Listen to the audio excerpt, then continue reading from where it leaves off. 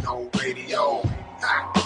K-Rino Tell us your key to longevity for lasting this long. Everybody has a formula, but is this something you can tell people to say, hey man, this is how you can be around 20 years later and still getting it?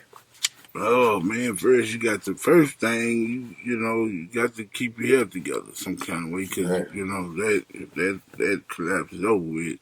But for the most part, man, you got to figure out a way within yourself to stay motivated and stay hungry. Wow. You know what I'm saying? Because everybody not gonna motivate you, pat you on your back, tell you, come on. You got to be doing it. You got to be getting it. You got to motivate yourself, push yourself, get out here, get these songs done, be where you gotta be on time, be accessible. Answering your phone, working your phone in the daytime. You know what I'm saying? You just got to just stay focused on your focus, man. Now, you are probably, I ain't gonna say probably, you the first person that I ever asked that question about the key to longevity, and he said you got to keep your health together. I mean, that's really the ultimate answer because it's like at the end of the day, it's nothing that you can do if you're not feeling up to doing it. All that it plays a role and goes in the recipe of longevity, No question. of being, there 2 decades or whatever. You got to last. Right. No career longevity without physical longevity. You got to last, one precedes the other, man. That's a beautiful answer. And you also said to stay motivated because we know that in this music business, it's peaks and valleys. It's ups and downs. It's going to be moments when it's real good, and it's going to be moments where it's real bad.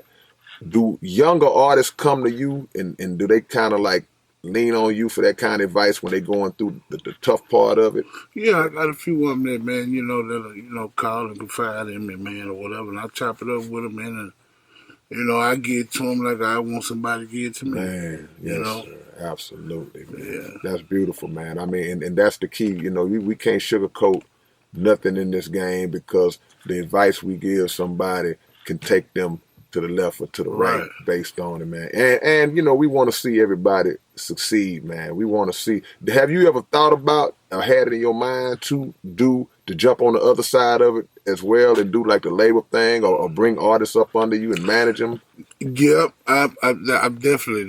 I'm actually kind of. I'm more so leaning that way or whatever. But I got a couple of things I got to tighten up. Yeah. With me independently as far as what I got to do with my situation. But I'm definitely thinking that, and I got my eyes on 1 or 2 cats I can really feel like I would entertain that and really give it my all in that. How would you go about it in terms? Is that something that you would look at and say, when I do that, I'm gonna put my fullness into that particular artist, or would you say, I'm still being an artist myself? Would you balance that, or would you just say I'm gonna get all the way out and focus on these artists right now? I would probably juggle us both.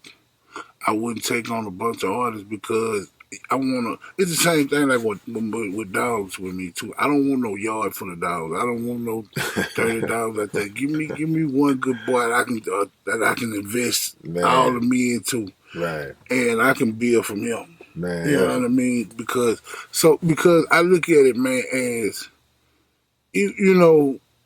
when you take on that role, you kind of responsible for somebody's career as well as I'm an artist too. Right.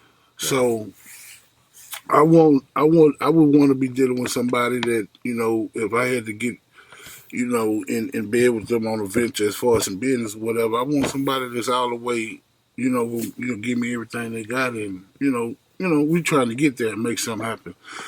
Now different strokes for different folks. Some people will take on a few artists and man, let me get this in and let me do it like this, and it might work for them like that. Right. I've seen some people do it and actually get some things accomplished and whatnot.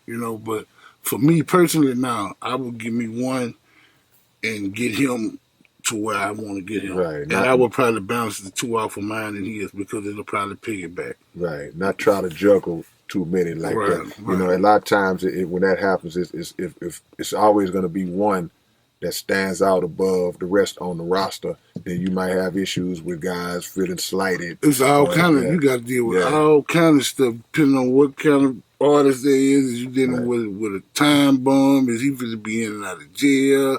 Is he, you know, all kind of things, man. You got to think about that when you tying up your time and your money. It's like a pro sports team trying to determine the kind of player they're going to draft. They looking at character as well as talent. And sometimes talent can be great, but like you say, this guy's getting in trouble. This guy's doing things outside of the playing field that is not reflective of what you want to do. Them owners don't want no quarterback that's a live wire party. They want somebody that's he like to study. He like to watch film. You know, he low key. He married. He at home with his family. He that's the kind of quarterback we want. We don't want one of like cornerbacks out there. They turning up in the club. You know what I mean? So the game has to come first. Right. You see that's lessons being taught by the OG Big Pokey. If you want whatever you put into this is what you're gonna get out of it, basically. You know.